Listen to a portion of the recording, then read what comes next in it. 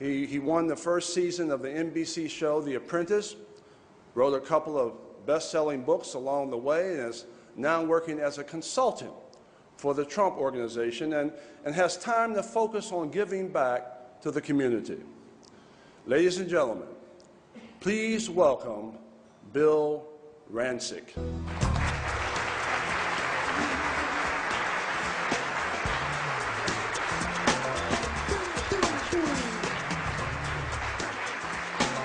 Thank you.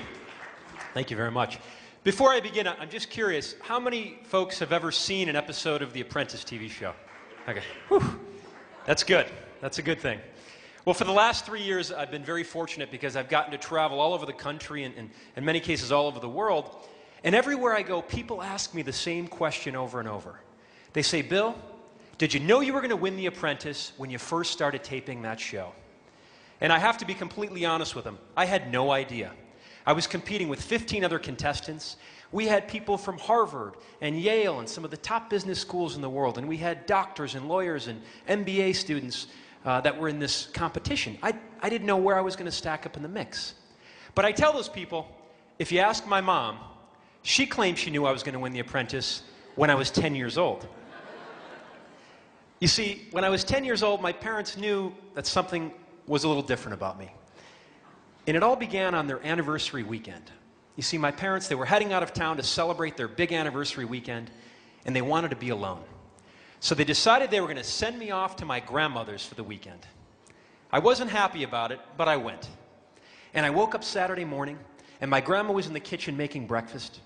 And I was one of these kids who would ask a million questions. You know, what goes here? Why are you doing that? What's going on over here? So I started inundating my grandmother with questions. And she decided she was going to pull me in the kitchen and she was going to teach me how to cook. So I spent all day in the kitchen mastering the art of making pancakes. I could make you banana pancakes, blueberry pancakes, you name it, I could make it. So Sunday morning, I pop out of bed and I race into that kitchen, and the first thing I do is I pick up the telephone and I call all the old ladies from my grandma's neighborhood and I invited them over for a pancake breakfast. We had a great time. I cooked them their pancakes. They pinched my cheeks. It was wonderful. Well, when they left, I started clearing their plates away from the table, and I realized that each and every one of those ladies left a $5 bill underneath her plate. And I thought to myself, I'm onto something here. So I did what any other 10-year-old kid would do. I took the money, I put it in my pocket, and I kept my mouth shut. I went back home, the week went by. Friday afternoon, that school bus dropped me off in front of my house, and I went blazing in the front door, demanding that my mom take me to my grandmother's for the weekend.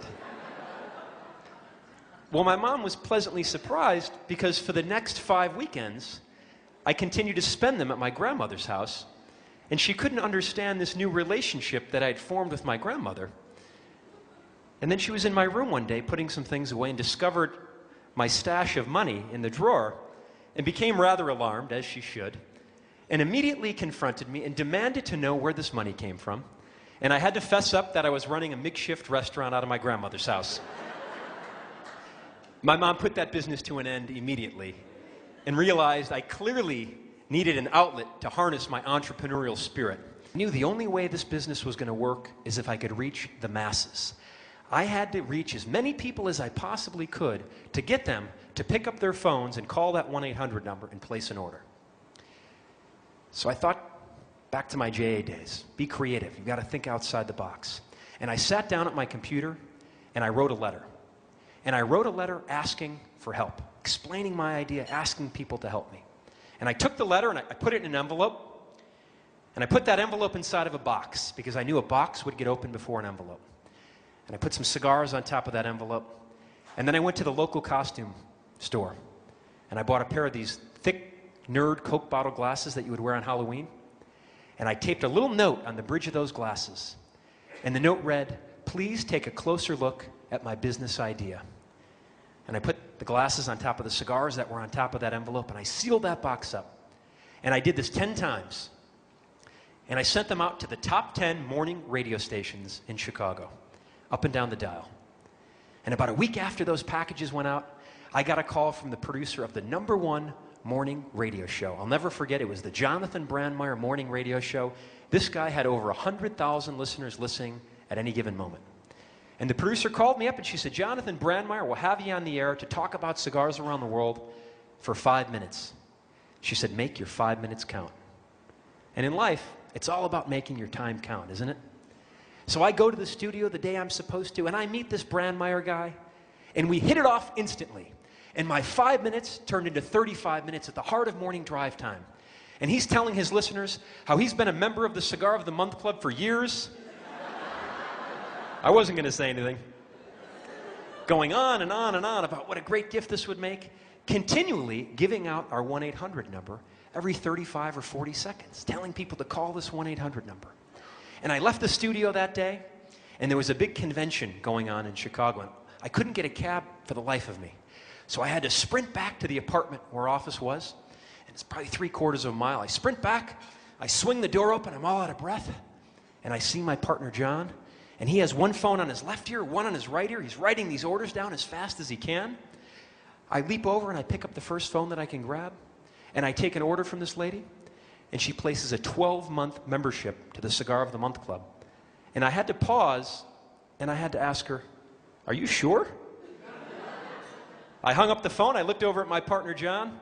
I said, John, it looks like we're going to be in business for at least a year because I just took a 12-month membership. I know all about fear. When I got hired to work with Donald Trump, I was scared. I thought, this guy is going to eat me alive. I've got to spend the next year working with Donald Trump. And about 3 weeks onto the job, I got a call from Donald Trump on my cell phone. And that in itself, the first time, is a little bizarre. And he called me up on my cell phone, and he said, Bill, Donald Trump here.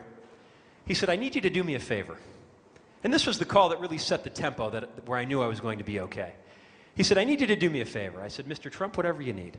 He said, I'd like you to fly with me tomorrow to Quito, Ecuador, because I want you to be a judge at the Miss Universe contest. I said, twist my arm, Donald. I am a company man. I will do whatever it takes to make the company successful. A wonderful audience.